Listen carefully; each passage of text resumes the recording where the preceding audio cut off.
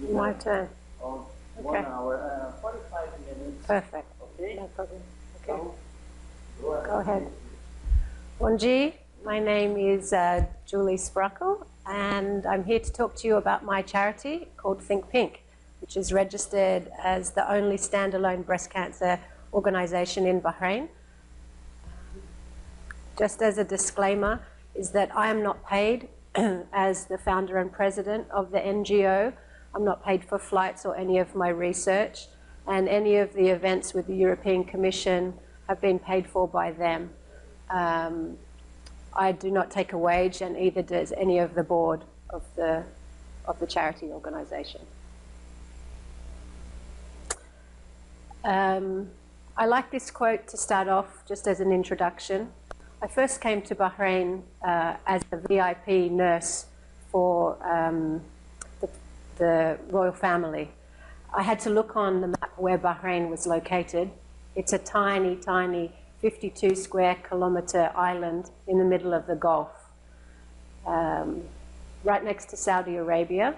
It's not Saudi and it's not Dubai. It's a tiny island. When I arrived there, after the first 2 years, I was heading up for my birthday, and when your life is pretty fantastic, you have a job, you have your health, I wanted to give something back, because at the age of 23, I was diagnosed with stage 1 breast cancer. So I had my friends put some money in an envelope, and I raised 300 dinar, which is about $600, $700 US dollars. I couldn't give the money away. I rang the charity organization, the Cancer Society, I rang the hospitals, and no one would take the money from me. So I sent it to Australia with my mother, and then I thought, if I'm pretty smart-ish, and if I can't access information and help related to breast cancer, how does the average person circumnavigate that sort of information? And basically, that's how Think Pink, the charity, was born. I did a one-off event which raised 10,500 dinar, close to 40,000 US dollars, on one night. And the charity evolved out of a traumatic situation. At the time, I was going through a divorce, so I could focus all my energy onto the charity. And to date, like I said, no one takes a wage. We only campaign in the month of October. We have been registered for the last 14 years, and I've raised 3.8 million US dollars.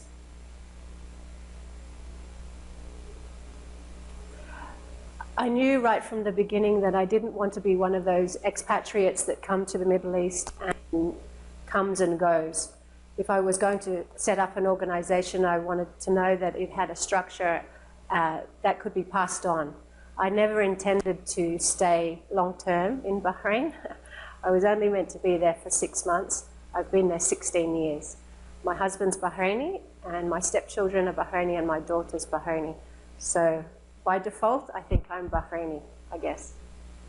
So I set up a structure knowing that every 2 years it would have to be re-registered with the ministry and the governing bodies, and that it gave an opportunity for the rest of the board to take over different appointments, treasurers, secretaries.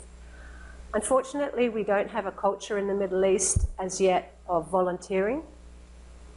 So when things get tough, because it's not all, fancy photos and fancy nights, it's a lot of hard work.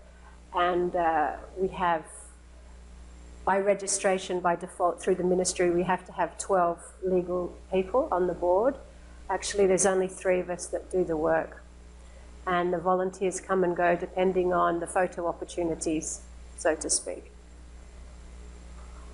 All the team, including the treasurer, secretary, myself and my vice chair, we all work full time. So this is just another job that we give our time to. I don't expect everyone to live and breathe the charity like I do, because it's my passion, but we only campaign in October, so it's not a lot of time that they need to dedicate. Part of my justification was Bahrain is in a unique position where we're seeing our nationals diagnosed quite early, 10 to 15 years younger than the rest of in the West with breast cancer. And they're presenting in stages 3 and 4. Just recently, the charity paid for some research and we found a genetic mutation with breast cancer. So that's something we're looking at with the Saudi Cancer Society. But regionally, there's a definitely steady increase, and it's the #1 killer for our nationals in Bahrain. Obviously, by my look, I am not Arab. I'm Australian. But it was very important for me, right from the beginning, that the charity wasn't some fluffy pink marketing tool, like a lot of breast cancer cells. It's pink and it's fluffy. I want it to have some substance. And I didn't want it to be marketed like a fluffy, girly charity organization. So we aligned ourselves and collaborated with an agency that do our artwork for free, and definitely put a local discourse onto it. Our first campaign was the top one in the corner, the hand. It's called Eye Check, and it is basically the whole rationale behind the logo.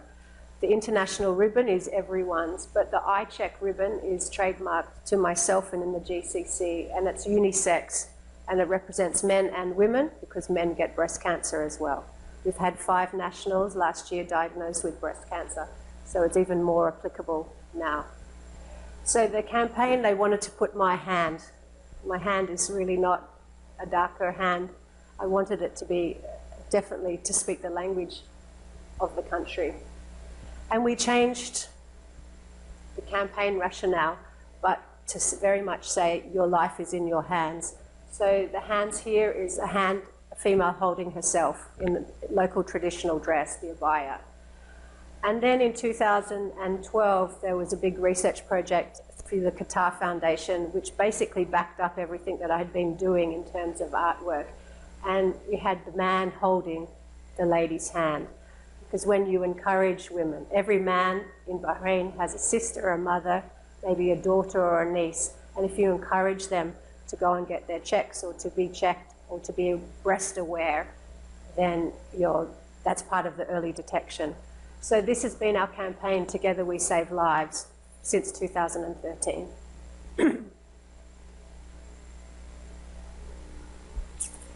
I think the biggest part of the charity is the conversation. When I first arrived in Bahrain, we didn't have a skyline. The development, as you've seen in the Middle East, it wasn't like Dubai on a dirt road, but we didn't really have a lot of buildings.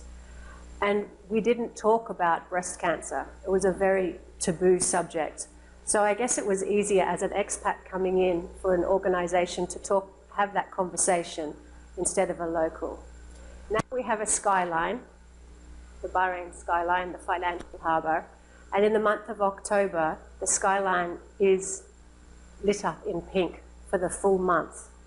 And I believe that that's testament to the charity. Not all the hotels or the businesses do it as part of Think Pink. Some of them do it as their own CPR, as corporate responsibility. But the fact that they all align and they're all there talking about breast cancer, I feel is a very big win for myself and the charity, because this never happened before. So the term Think Pink is not an international franchise. It was a term that I coined 14, 15 years ago. And so now it's become normal for the children in the schools to have their Think Pink Day. In their own capacity, they raise the awareness. And the schools are very prominent in our campaign rationale, because I believe if a child goes home with a memo to say they're having a special awareness day, that mother or father or guardian has to dress that child and have that conversation of why they're wearing maybe blue for prostate cancer or diabetes, pink for breast cancer, and so on. Like I'd mentioned before, we've raised over $3 million US, and we all work full time. In October, we do a range of events, basically to cater for everyone.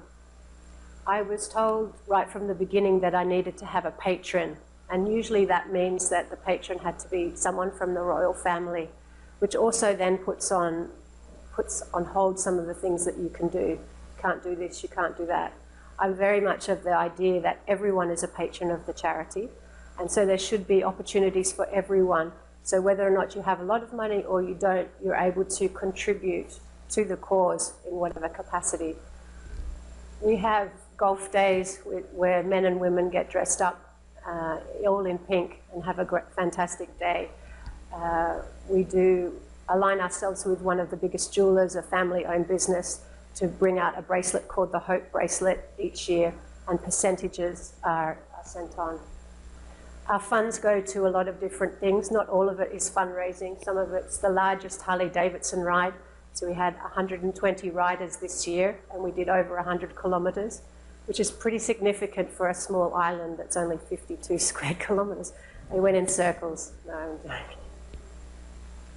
And we sponsor healthcare providers, from nurses, physiotherapists, but they all must be nationals. Being an expat myself, I realised that a lot of the nursing and doctors within Bahrain are expatriates, and if I fund them, they potentially have the opportunity to go back home or to move on. I need the money that was raised in Bahrain to be filtered back into Bahrain to better support, and I believe that's through the local. This is one of the big campaigns that we did with the Pakistan school. Again, more about awareness. And it was International Shayla Day, the head cover. So we had the children all wear pink scarves and made a ribbon. And that was the largest at that time, 10 years ago. And this was our last, the girl in the middle is Noor. She's on our executive team. We had an opportunity to be able to make breast-specific nurses through the Royal College of Surgeons, through their master's program. And so the charity fully funded, it's 12,000 dinar, so $40,000 US for their 2-year course. We fully funded, and now we have five breast-specific nurses in the 3 big teaching hospitals. We have 12 lymphedema therapists. Lymphedema was never available as a treatment in Bahrain until the charity came along, and we sent them to Germany, to the Coles Clinic, and they're in the 3 different teaching hospitals. The masters, yeah, so we've done a lot for the charity in terms of giving back and being able to have access for the community. I just wanted to play 2 videos just to show you some of the events. It's very important for me. Obviously, I do a lot of speaking engagements at the schools and ministries and things like that, but I collaborated right from the beginning for it to be local. So I teamed up with a technical college called Bahrain Polytechnic. They're all Bahraini students, and they devised this empowering local message about breast awareness. Now that gave me a platform to be able to reach people that I didn't reach before, because if only the local English papers pick up the activities, I'm not really reaching the Arabic side. And so the video was able to reach a lot of people, and it won an award, and it was on the national carrier Gulf Air for the month of October for 2 years running. I'm not too sure how do I press the link?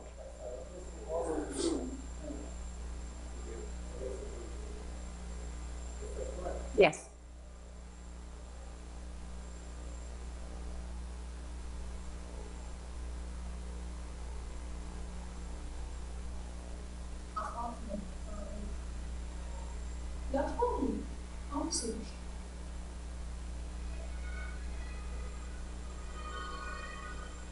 صار بصلاتي سلام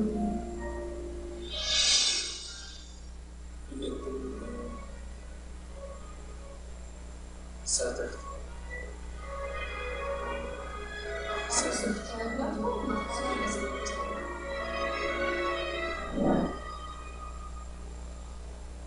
القرار بيدك سرطان الثدي الأكثر انتشارا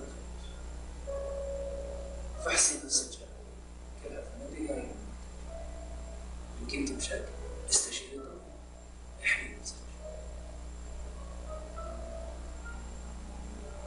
it was basically just to show how many different people are affected for whatever reason, maybe not personally, but through family members, and that breast cancer isn't just one issue, it's a community issue.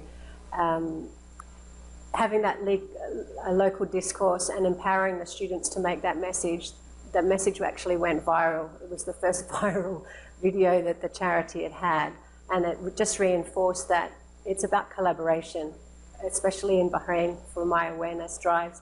It's about giving the opportunity for a younger generation to have ownership of it and taking it the way that they see fit. It was discreet, it hit a core message, and it definitely had a local discourse. The last one Professor Helio had asked me to showcase was last year. Not everything's about awareness, raising funds, it's definitely about awareness. So a brainwave came to me 2 years ago of doing a Guinness Book of Record, and how I integrate the community to have that conversation, exactly how the lights were. So I decided to pitch to Guinness Book of Record to make the longest chain. It's 20 centimetre pieces of ribbon, of satin ribbon, tied together to make one continuous length.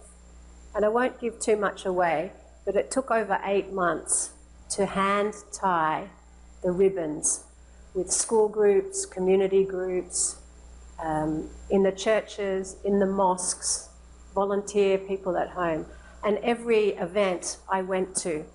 One of the outstanding moments for me was when I was at a private house. I did not know the people. They approached the charity, and I went down there, and they had 15 ladies and their children, and they wanted to tie the ribbons for 2 hours. So I brought the ribbons down. I was quite protective, because if one of them broke during the record attempt, it wouldn't be a record, and we talked through different things. I'd never met these people before. And one of the little girls came up to me and said, "Auntie, can I help tie the ribbon?" And I said, "Sure, but do you know what the ribbon's about?" And she sat down and she told me about breast cancer and about being breast aware, and she was 10 or 11 years old. And I thought, no amount of the 3 point whatever million we've raised, this comment is priceless. And the fact that we started that awareness at that such younger age, this mother had had that conversation with their child, and for that it's a normal situation. So we smashed a few records on that day, and the video just shows what the whole event was about.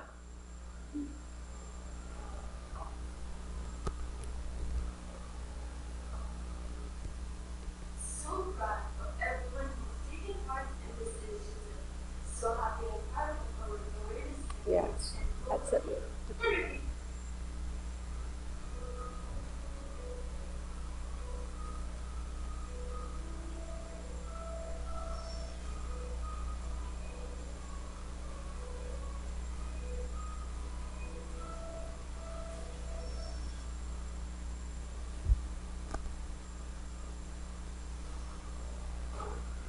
Breast cancer in Bahrain is on the increase. Chances are that you or somebody is possible with this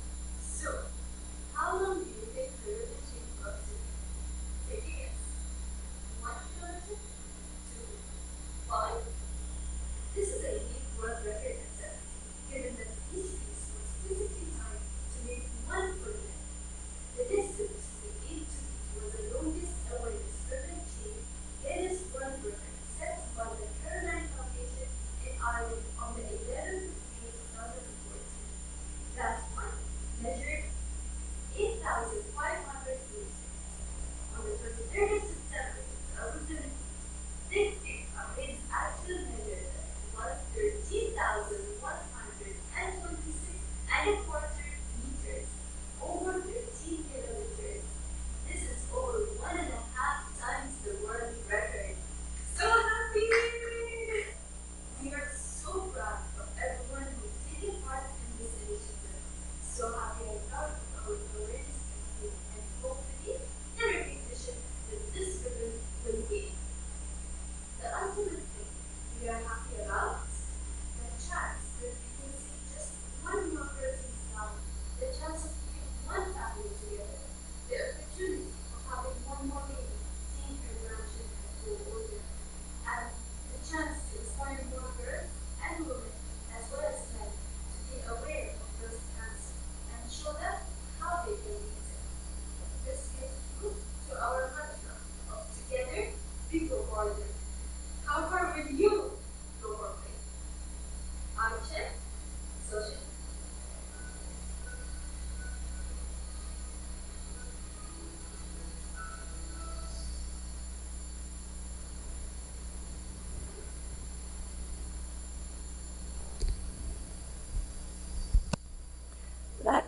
That event alone raised 52,000, so 150,000 US dollars on the day. And they were the supporters. The video was done for free, and as much as we could have done for free, we got done for free. There was nothing glamorous about that event. I ran the circuit 3 times that day. That's why you see my face bright red like a tomato. Yes, we did have a lot of volunteers on that day, but there was a lot of media. It was a bit of a media circus. The ribbon now has been dished up to the corporates who supported, and there's a competition running at the moment where you can use 1 kilometre of ribbon of your choice to design something, to make something. So we have someone from the school of Sheikh Hesse School, the university, which does design. They're designing a dress out of the ribbon, so they're placing it all together.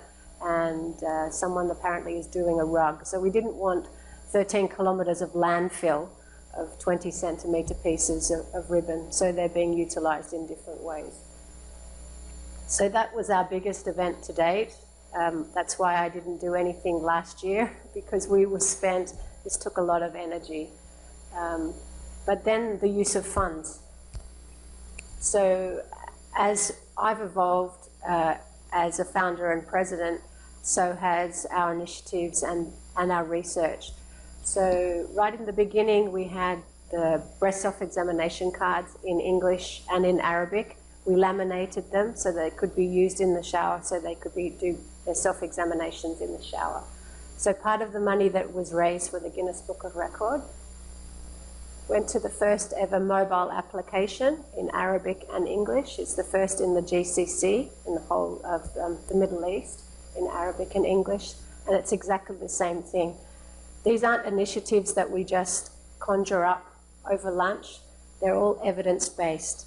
So one of my team members, my executive committee, needed a research project for her master's, and I always wanted to do a mobile application because I believe electronic health is very much the future.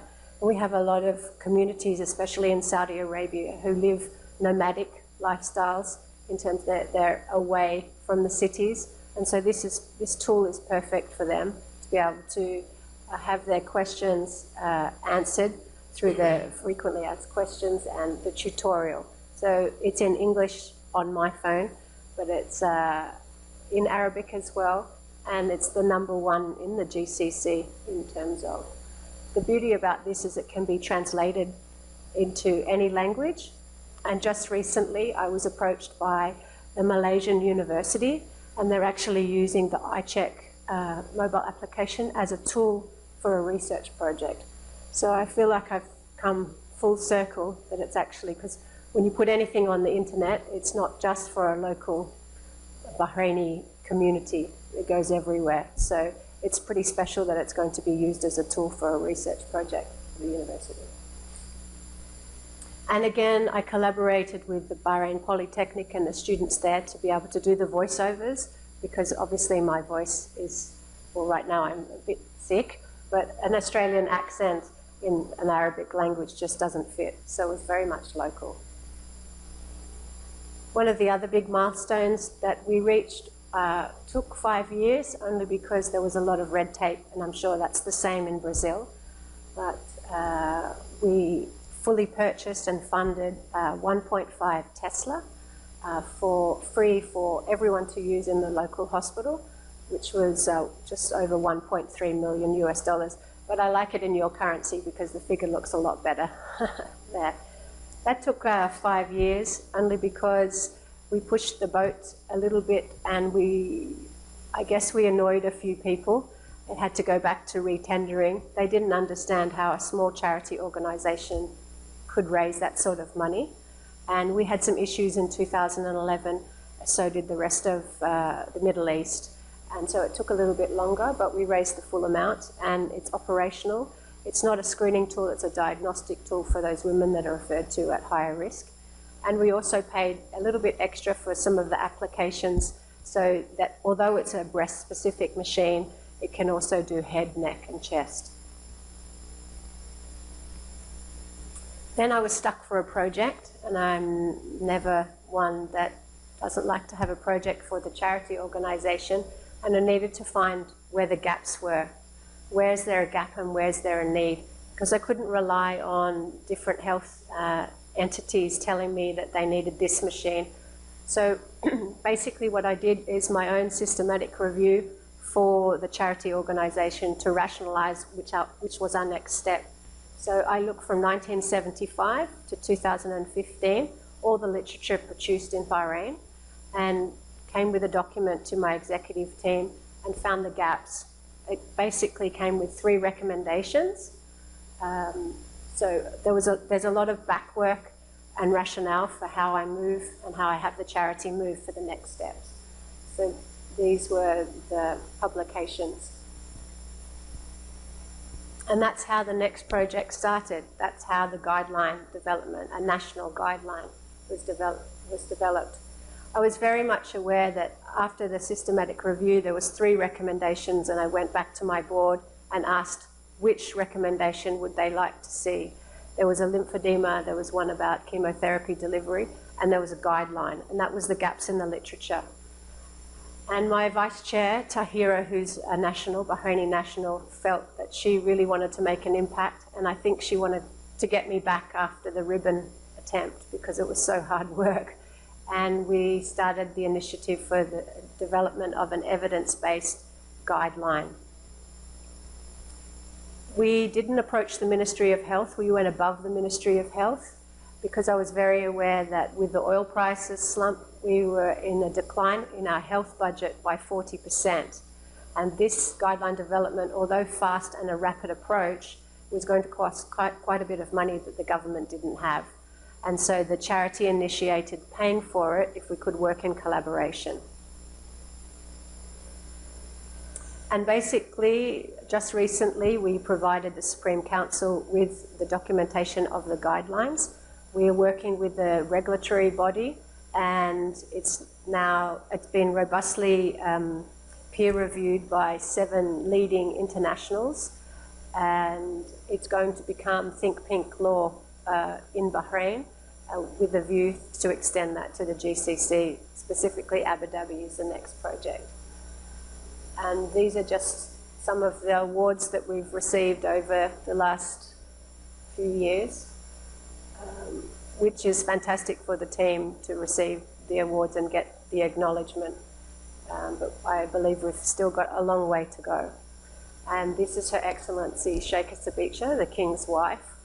So it was very unusual for an expat to meet her. It was when the Duchess of Cornwall came from the UK. So that's basically my charity in a nutshell and what we achieve. We moved away from walkathons and cupcake sales. I think NGOs can have a bigger impact. I think that collaboration, especially with government entities, if you find the right entity that's on the same page, as you can help you circumnavigate a lot of different things. We're very careful of who we affiliate ourselves with and partner with, because it's now become a brand. And watch this space for the next project, I guess. Thank you. Does anyone have any questions?